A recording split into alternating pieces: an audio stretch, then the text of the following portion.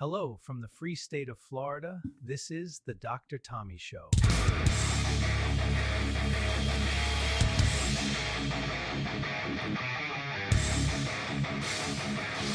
It's the show the establishment warned you about. That's right, it's the Dr. Tommy Show. We're glad you're here. This is Friday edition, broadcasting from Echelon Health Studios from the free state of Florida, as Stephen was so kindly able to introduce to you. Thank you, Stephen, by the way, Stephen Kufferman. He is the official joke therapist of the Dr. Tommy Show. He's an interesting guy. He came into town. We've been working together kind of, I guess you call it under the covers, not really.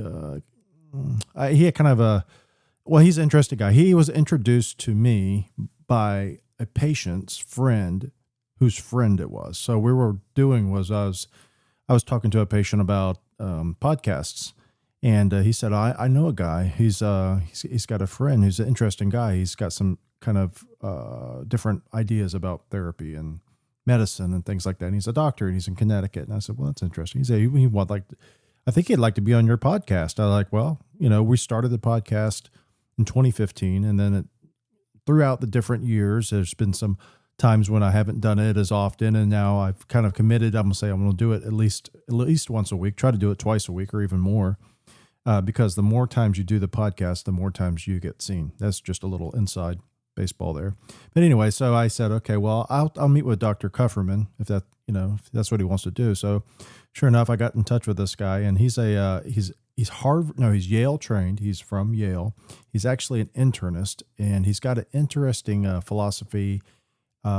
Just to give you a little background, he spent a lot of time in his youth in South America and Brazil in particular, and he was a member of I don't want to call it a cult, but it's called this way. It was a non-religious church, and it was called Church of the First Harvest, I believe, and he learned about reincarnation and got involved in some of the mysticism.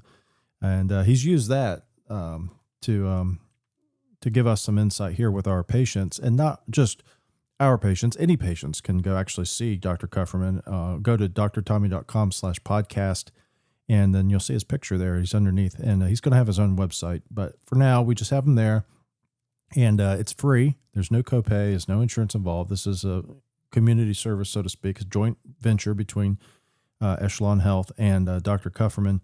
And Dr. Kufferman is an adjunct of our practice. He's not employed by me. So if something happens between you and he, that's between you and he. I'm just a conduit to allow him to kind of share. And I think he's got a lot of things to share. If you have thin skin, maybe he's not the right person for you. He's kind of direct, and he's very straightforward about what he believes. And so Dr. Kufferman is at, like I said, drtommy.com/podcast. I'm sorry, drtommy.com/podcast, and you can just click on his face there. Alternatively, you can go to drtommy.com/joke therapy. And like I said, he's the official joke therapist for the Dr. Tommy Show. Today, I wanted to talk to you about a couple of things, hodgepodge.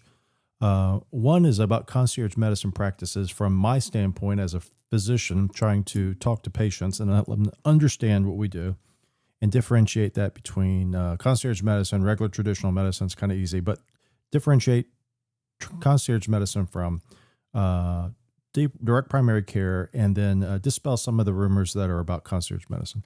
And then I also wanted to give a little tiny bit about starting one of these practices. If you're interested in starting one, what I've experienced. This is year 13, I think.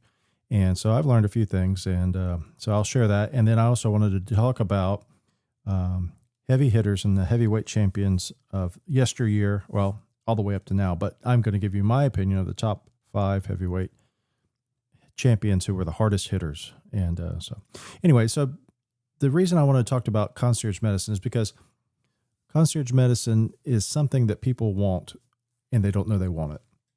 That's one of the things that Steve Jobs was so good at doing. Was he developed the iPhone, and when he developed the iPhone, he says, I'm making something that people want, and they don't even know they want it. So concierge medicine is not new. It's been around for, close to 30 years now, I guess. but it's new in that it's not been around since, let's say, as long as insurance-based medicine's been around, which has been around since, probably the late 70s, early 80s is when insurance became the dominant player in the medical care industry. And it kind of shifted the way people interact with their physicians so that they weren't interacting any longer with someone who they know necessarily. They were interacting whoever happened to be their insurance quote unquote provider.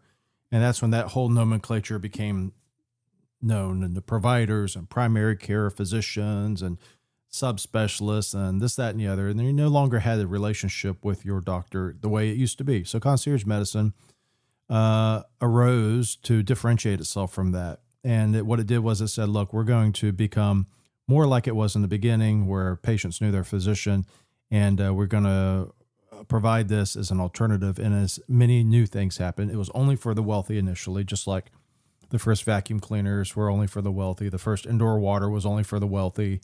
First electricity was only for the wealthy, telephones, etc. But now it's common. Concierge medicine practices are in most metropolitan areas. I wouldn't say they're in every one, but I would say probably every major metropolitan area has one within an hour.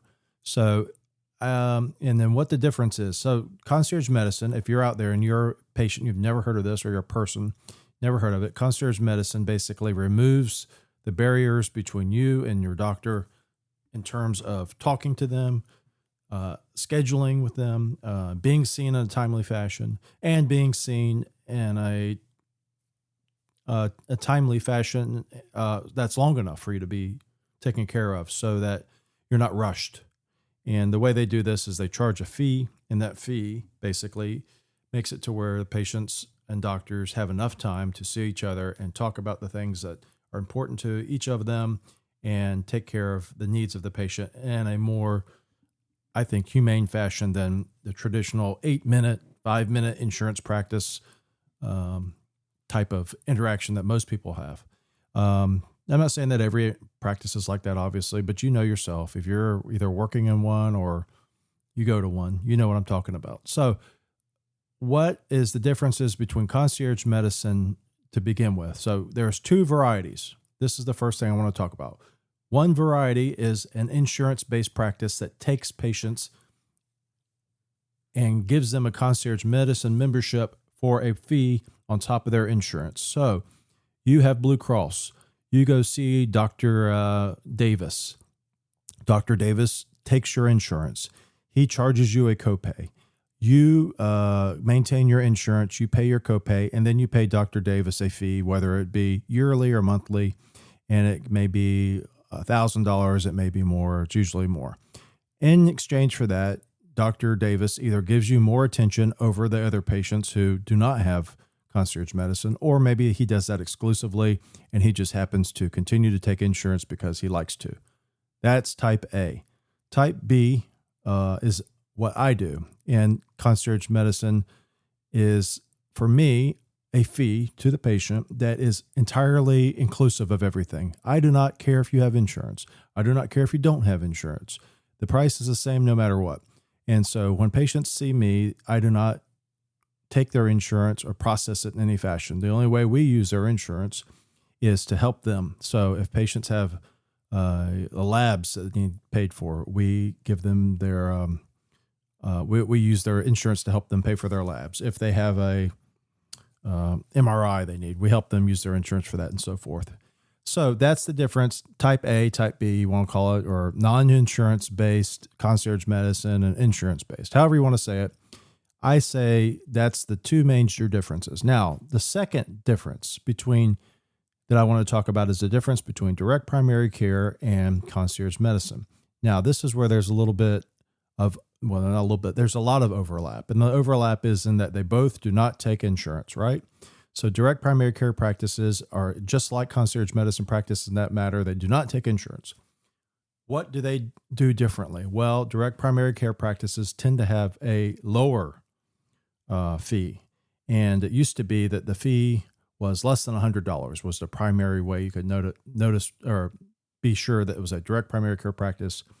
They said, well, we are lower than $100. It has come now where most direct primary cares, maybe some are lower than $100. but most of them are a little bit higher now because of inflation. Now, the other difference between what I do, concierge medicine, and what a lot of direct primary cares do, and this is also maybe with concierge medicine too, is they don't have a fee that's based on they have a fee that's based on ages. So, for instance, you may pay a different fee if you're 18 to 30, and then if you're 30 to 50 or 50 above and 70 or above or whatever. We have the same fee for adults all across the board. You're 18 years old, you pay the same price as if you're 78 years old. And we have our reasons for doing that. Now, DPC tends to have more layers, not all of them, but that's one thing. But anyway, DPC practices are more affordable, so to speak. They also tend to have less availability. I say they tend to. I don't say they have to blanket, but I know a lot of direct primary care practices, for instance, do not take text messages or phone calls after office hours. Or if they do, they may charge a fee. The other thing that's different about direct primary care is they have usually a higher patient load. For instance, our practice will never have more than 300 patients. Direct primary care practices tend to have at least 300 and upwards of 600, maybe more. But I think that's the main thing one of the things is they have more patients. And I would assume that means that they have busier schedules. But either way, they have more patients and they have lower fees, and they tend to potentially have fewer after-hours services. They may not take text messages at all. In our practice, concierge medicine, we do take text messages. Our practice, concierge medicine, is all-inclusive. Direct primary care, a lot of times will have add-ons. So if you have a suturing, for instance, that's extra fee. In our practice, in our concierge medicine practice, the fee is all-inclusive of everything. So if it's a suturing, whether it's a joint injection, if it's a steroid injection or an antibiotic injection, that's all-inclusive. Direct primary care, from my understanding and from my experience, tends to add that on a la carte. So it's just a little different. So direct primary care versus concierge medicine, price difference, patient load difference, possible service difference, and then concierge medicine versus insurance-based concierge medicine, plus or minus the necessity to have insurance. That's, if you're out there and you're interested, that's the major things that are different. Now, shifting gears. If you want to start a direct primary care practice or a concierge medicine practice or a concierge medicine practice with insurance, there's a few different ways of doing it. The first way is probably a common way is to start a practice, and you can basically choose to become either direct primary care or concierge medicine after you have amassed a certain number of patients through an insurance-based practice. So, for instance, you may have a practice and you say, okay, I am full now. I have 2,000 patients or whatever they get nowadays. And now I'm going to say I'm now concierge medicine and you have to pay me a fee, or I'm now direct primary care and you have to pay me a fee in order to stay on as a patient. And I'm going to anticipate that the patient load will drop by, a factor of, 10. So that's one way to do it. The other way to do it is just to start off doing it. And that's the way I did it. And I started off as a practice that did not take insurance and was cash pay. And if you do it this way, the way I did it, you're going to have money.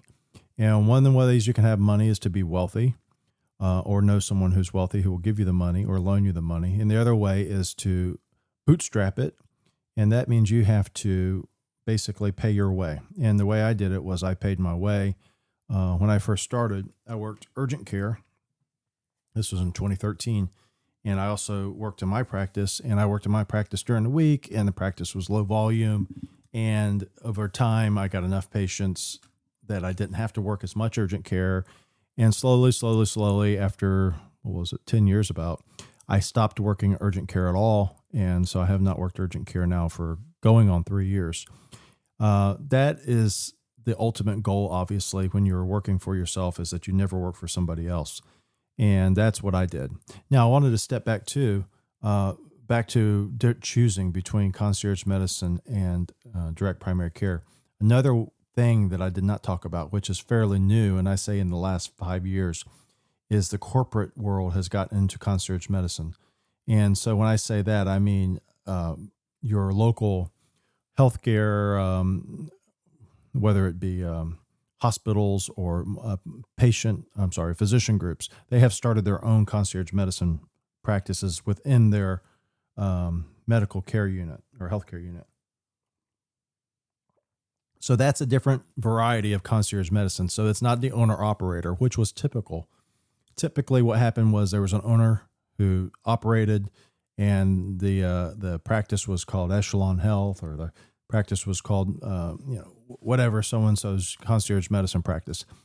Now you're seeing it pop up to where there's local healthcare corporations who are starting their own. So that's a differentiation too. I think the flavor is different. For me, it would be difficult, not impossible, but it'd be difficult for me to do what I do working for someone else. Meaning I wouldn't want to be a concierge doctor working for somebody else if I was not the operator. That's just my personal preference. But back to choosing to start up, that's another way you could start up. So if you were a physician and you wanted to do concierge medicine, you could always get hired. Concierge medicine today is a good resource if you want to find out where there's some job openings. But I know that it's becoming more and more popular. When I first started, I was the only concierge medicine doctor in Lutz, and that was in 2013. It was a long time before there's any others. There's a few here. Lutz is north of Tampa. Tampa is the city. Lutz is the suburb. So Tampa, Lutz are next to each other. Lutz is a little bit more rural, but anyway, suburban. And but anyway, when I first started, there was very few concierge practices. Actually, in the greater Tampa Bay area, I think there was 3 or 4. I think there were 4 when I first started. Maybe I was the 4th. Anyway, so now there's a lot. And there's a lot of DPC practices too, which is all good, because the more people who are involved in this, the more likely it's to become well known, and the more likely it's to flourish, and the more likely people are to be able to get the type of care they want, and hopefully kind of change the way healthcare is delivered. Because right now, the way healthcare is delivered is, I like to tell patients, doctors and patients are kind of a necessary evil to the modern healthcare industry. You as a patient are seen as the person or thing that can generate codes, and the doctor is the one who can assign codes. And then the codes are fed to an insurance company, which then generates a check. And in the process of doing that, the insurance company employs a lot of people, and it's basically a medical industrial complex. And so what you see is patients and doctors are not the primary important hub of a modern American healthcare system. They are the necessary evils. They are there because they have to be there. I told a patient once, if there was a way in the future that we could make it, or they could make it to where they can make healthcare and do it without doctors or patients, they'd do it. And it seems kind of ridiculous to say it, but we're getting to the point where the doctors pretty soon may be out of the equation with AI and things like that. For sure, doctors as a quote unquote provider are not going to be, well, they haven't been, and they will continue to be less common in the general context of healthcare because of the proliferation of called mid-levels, nurse practitioners and PAs, which are nothing against them, but you will see more and more nurse practitioners and PAs doing the jobs that doctors used to do. And that's primarily driven by costs to the quote unquote healthcare system. It's cheaper for delivery a lot of times for them than it is to pay a doctor. When I was in urgent care, I joined urgent care in 2013 and I left in 2023. When I joined, it was almost all doctors. There was a few nurse practitioners and PAs. And when I left, there was almost all nurse practitioners and PAs. And I can't even remember how many doctors there were in the particular company I worked for. I think In the area that I worked, I think there were 2 doctors. And so that's happening all over the place. But anyway, back to my point is the healthcare industry seeks to maximize its own profit, just like the government seeks to maximize its own profit or revenue. That's why government agencies are the next closest thing to eternity that you'll ever see, or a government program, which is run by a government agency, is the closest thing in life that you can see to eternal life. It goes on forever, and it serves itself. Healthcare industry serves itself, and it will serve itself by trying to eliminate costs whenever possible. And one of the ways to eliminate them is to eliminate doctors. And like I said, eventually, if they can eliminate the patient, then that would be ideal. And then all you're left with is the code. And maybe you can get that from a blood sample. Maybe the patients can get blood samples or something. You can diagnose them. Or if you can't eliminate the patient entirely, you eliminate them from your business. And you see that a lot with telemedicine. This is not to say that telemedicine doesn't have its role, but I'm saying when you use it to substitute for regular medicine, there's no substitute. I will say that Dr. Kufferman is completely telemedicine at this point. I do not think there's anybody that goes to his office unless they buy one of his trinkets, one of his power bands or crystals. But Dr. Kufferman he's just doing mostly therapy, and he's got an interesting ability that he actually doesn't need to see you in person. And if you go on the website, he'll kind of give you a hint about that. Anyway, so that's the rundown on concierge medicine, DPC, insurance-based concierge medicine. Completely shifting gears now to you, the boxing fans out there. I would like to talk about boxing. And one of the most popular videos, I will say this, the second most popular video of George Foreman, Michael Moore, round 10 on the internet in the world is by yours truly, Tommy McElroy.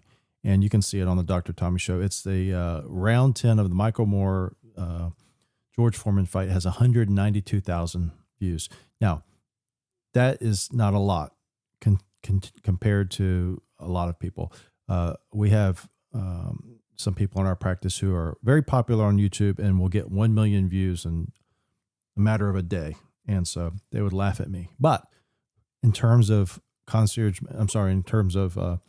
boxing, Michael Moore versus George Foreman, round 10, I have the second most popular one. The first most popular has been on the internet for like 13 years, and it's got 8 million views. Mine has got 192,000, and it's been on the internet for 7 years. Anyway, I am going to talk about boxing now, and this is the top 5 hardest hitters. And so I want to start, and these are not in order because I'm going to talk about this later, but first in my list, just to talk about, not the first ever, is Joe Frazier, Smoking Joe Frazier, who was the heavyweight champion beginning in 1968 when he held a portion of the title, and then was subsequently judged to be the undisputed heavyweight champion in the fight that was previous to this fight. This is the second fight between Joe Frazier and Ali. And the way you know that is because Frazier, I believe, this is the second fight because Frazier is wearing light-colored trunks. In the first fight, he had green trunks. Anyway, this is the second fight, and in the third fight, he had blue trunks. Anyway, so this is the second fight. But in the first fight, Joe Frazier actually beat Muhammad Ali. At that time, both of them were considered heavyweight champions in their own right. Muhammad Ali having been stripped of the title prior to his or subsequent to his refusal to be inducted into the draft during the Vietnam War, and as a conscientious objector, and he was subsequently stripped of his title. His court case went all the way to the Supreme Court, and he was overturned at the level of the Supreme Court. And at that point, Ali had already begun to get traction and had been able to start a comeback after being forced from the ring for 3 years, could not get a license to fight.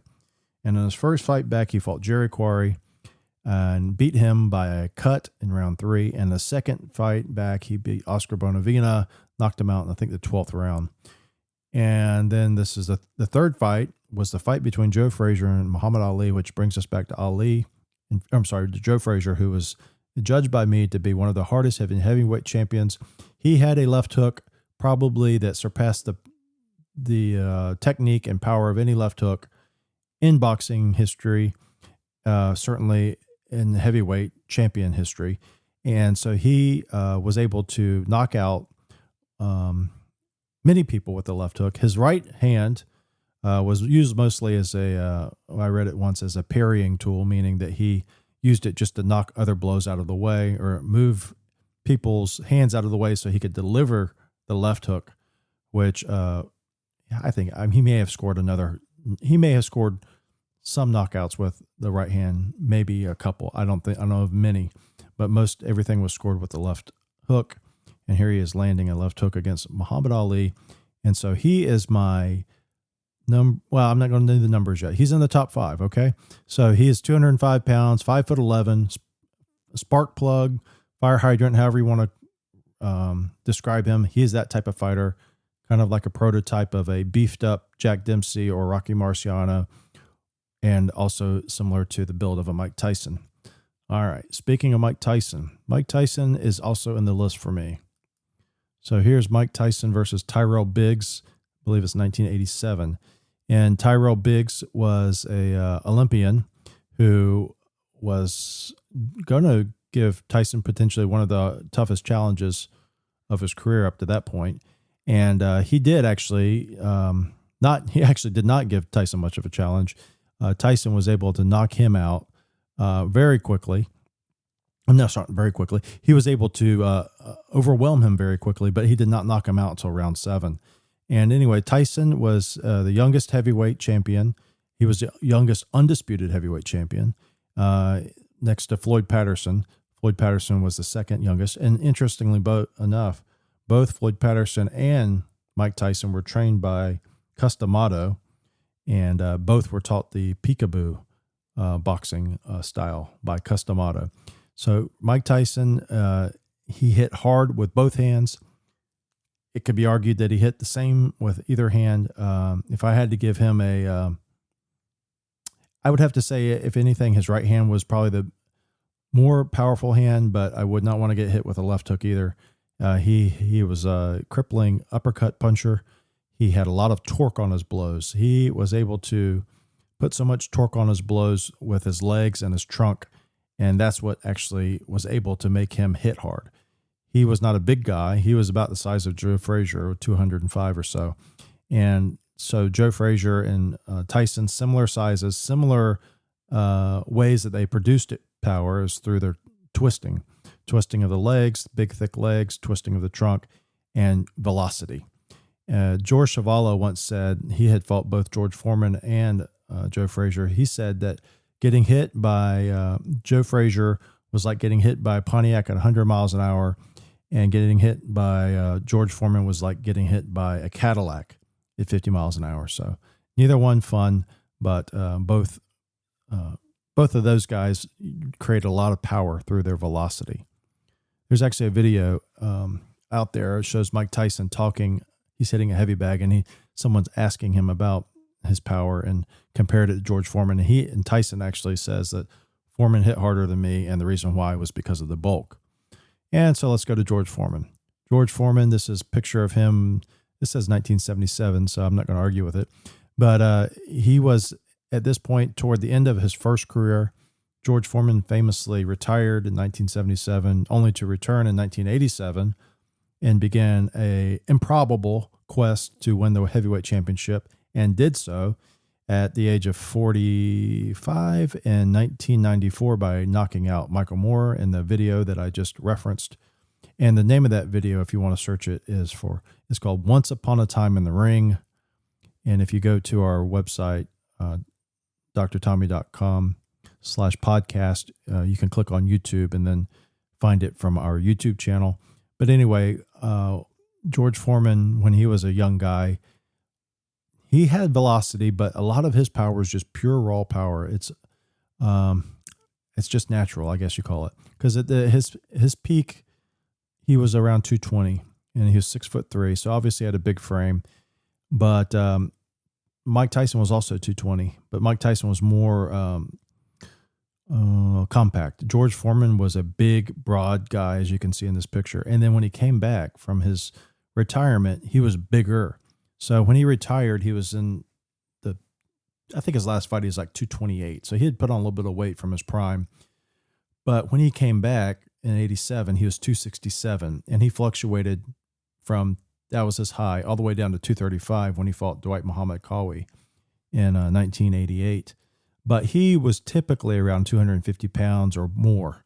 So 250 to 260 was where he typically operated during his comeback. And George Foreman was, as George Chuvalo said, generated power through mass. So the Cadillac at 50 miles an hour versus the Pontiac at 100. He had big, heavy hands, and he could hit you with a shot anywhere, and hurts. He was not a pinpoint puncher. He did not, aim for any particular place except your general head or your general body. And when it landed, you were generally screwed. One of his best knockouts ever is Ken Norton, and he exemplifies his ability to just overwhelm with power. Ken Norton had gone 12 rounds with Ali, and while Ali was not a heavy hitter, Ali was a very good puncher, accurate puncher, and Foreman took care of him in 2 rounds.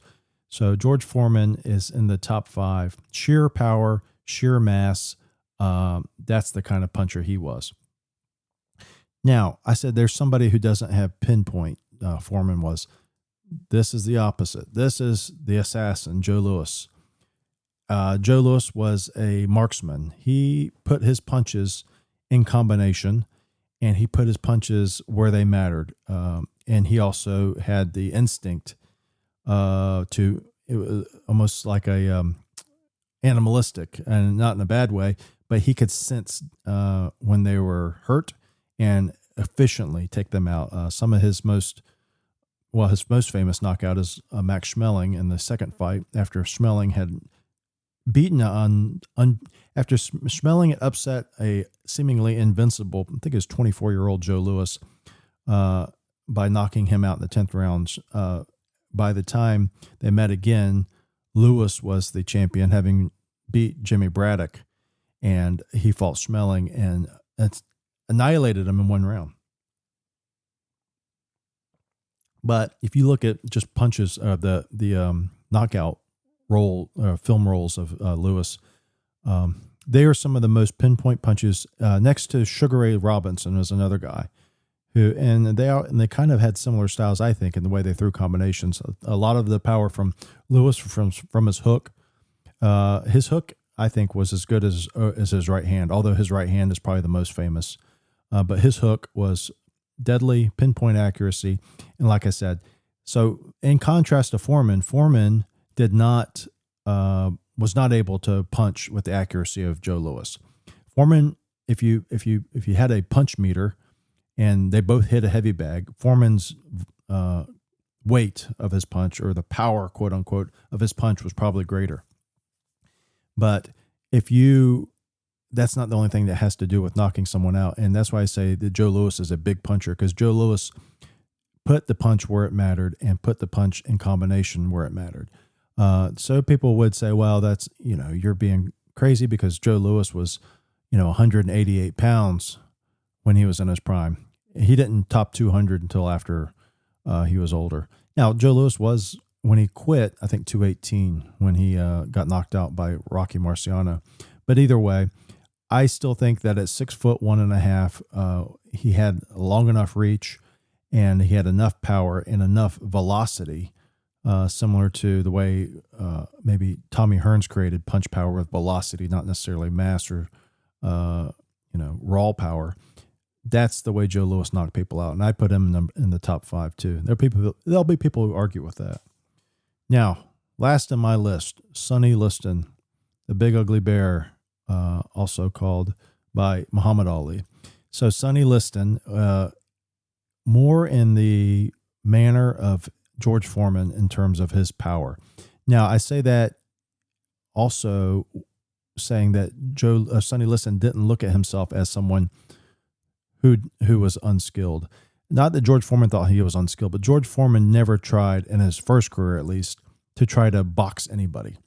He wanted to basically blow you out of the ring as quickly as possible and be done with it. He was, for lack of better words, a wild person in his early career. Sonny Liston wanted to be a boxer. Now, I did read once, it was, I think it was Joyce Carol Oates, who said that Sonny Liston's technique was so awkward because he was George Foreman trying to be a Joe Louis, meaning that he was a person with George Foreman's athletic ability, footwork, speed, trying to box like Joe Louis. But Joe Louis and Sonny Liston did have both big, powerful jabs. Sonny Liston probably had, maybe next to George Foreman, or they tied, the best, most powerful telephone pole jab in history. And Sonny Liston actually had the biggest fists of any heavyweight champion in history. It's 15 inches around, if you can believe that. Mine, I think, are 12 or 11. No, I think they're 12. I think they're 10, maybe 11. Anyway, Sonny Liston's are 15 inches around, and he was 84-inch reach, which is amazing because he was only 6'1". I think it was Joyce Carol Oates, too, who said that Sonny Liston looked like a man who was built in a laboratory to beat people up, because he was a 6 foot. She said he was a giant. If it was her, someone said he was a giant that was forced into the body of a man. And so he had this long reach of 84 inches, which is not in proportion to his body. His body, he was only 6'1.5". And so he had this enormous reach. The reach, I think, is only second, at least prior to 2000. Some of these big Russian guys will probably have longer, like Valuev. I'm sure they have longer reaches. But anyway, that's like pre-2000s, before the heavyweight title became so fractured no one could follow it. The classical type of heavyweight champions. No one had a bigger reach than Sonny Liston except Primo Carnera, I believe. Maybe Jess Willard. But I think actually Jess Willard and Liston may have had the same size reach.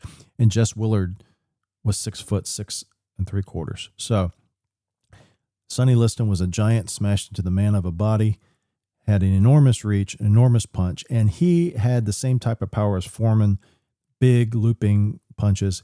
And if you wanted to see clinic, if you wanted to see an example of his destructive force, you could see the Floyd Patterson fights, which were both massacres, one-sided. And if you want to see something a little bit more interesting, you can watch the George Foreman Cleveland Williams fight, both of them. There's two of them. And Cleveland Williams was called the Big Cat. And Cleveland Williams, to me, reminded me a lot of George Foreman. 10 years prior, he was maybe even 15 years prior than George Foreman was his prime. But Cleveland Williams and Sonny Liston tangled, and I believe it ended in the fourth round and the second round for those fights. And I think the first fight was the fourth round, the second fight was the second round. Anyway, Sonny Liston was able to take out the bigger Cleveland Williams, who was a giant puncher in his own right. But Sonny Liston had big sweeping blows, left hook. He swung from the rafters, and just by the time those 15-inch bowling balls on the end of the 84-inch reach reached your body, you're pretty much done for in most of the cases. Sonny Liston, interesting life. He was born, I think he was the 34th of 34 children, and his father apparently beat him every day. And he had a very difficult childhood, grew up juvenile delinquent, spent a lot of time in jail. It wasn't until he met a Catholic priest who basically said, "You need a box." And I forgot his name, his father, something. Anyway, he's the one that pulled Sonny Liston aside and said, "You need a box," guided him on that path. And Sonny Liston did well for a little bit, but then old demons came back to haunt him. He was a hard drinker, came involved with probably shadowy figures, or he did become involved with shadowy figures. And there's some people who think that's what ultimately did him in at the age of 39. Although there's some people who said he wasn't really 39, he was more like 50, because his birthday is not really proven how old he was. A lot of people thought he was older than he said he was. So anyway, here's Sonny Liston. Sonny Liston, big, brutal, raw power. Mike Tyson, high velocity, power in both hands. George Foreman, big, raw power. Joe Louis, sharp combination, speed, velocity, pinpoint accuracy. Twisting of the hips is also good with him. And then Joe Frazier, raw power and velocity with the left hook. those are my top 5. People who didn't make it, who other people are at home saying, what are you saying? Jack Dempsey. Well, Jack Dempsey was like Joe Frazier, but about 20 pounds lighter. And I don't want to get hit by Jack Dempsey, but I think that Joe Frazier may have hit harder. Rocky Marciano, again, built like Joe Frazier, built like Tyson, kind of 20 pounds lighter. I don't think that I think that their mass made it to where they didn't hit as hard. I, again, would not want to be hit by either one of them. Muhammad Ali did a fight with Rocky Marciano. It was a fake fight. It was a computer fight when Ali was in his exile after he was stripped of his title. And he said that in the fake fight, when Marciano was in his 40s, because Marciano died at 46 in a plane crash, but Marciano was in his 40s, and I had been thinking about making a comeback to try to fight Ingemar Johansson in the late 50s. But anyway, this was later. This was about 10 years after that. So this was it was like 1969 maybe. Anyway, they did a computer fight. Marciano's a little bit older. And Ali fought Marciano then, with Marciano wearing a toupee. And they play acted, but Marciano and Ali went to lunch one time with a writer, and Ali lifted up his shirt and showed off the bruises. And he was saying where Marciano was basically not pulling his punches like he was supposed to. So Marciano could definitely hit. I'm not going to detract from that. But that's my top 5. Liston, Tyson, Foreman, Lewis, Frazier, honorable mention, Dempsey, Marciano, Jim Jeffries. And I'm not even going to get into this new guys because I don't know anything about them. I have to stop watching boxing after probably 2000 just because it just became so fractured and just uninteresting to me. But I know Vitaly Klitschko had a big punch. His brother Vladimir had a big punch. Deontay Wilder apparently has a big punch. And George Foreman even said that he thought Deontay Wilder, I think, was the hardest puncher ever. But George Foreman was prone to saying things like that. But anyway, that's my top 5. So thank you for joining us. As Dr. Tommy Show. Go to drtommy.com/podcast and then click on little Dr. Kufferman's face if you want to get some information from him. And it is joke therapy only there. So if you're out there and you're taking it for real, you're going to the wrong place. It's joke therapy. It says it right there on the film, right there on the screen. Anyway, Dr. Tommy Show, thank you for joining us. Until next time, we'll see you later. Bye-bye. It was the cosmos that brought us here. Now it's time for me to do their work.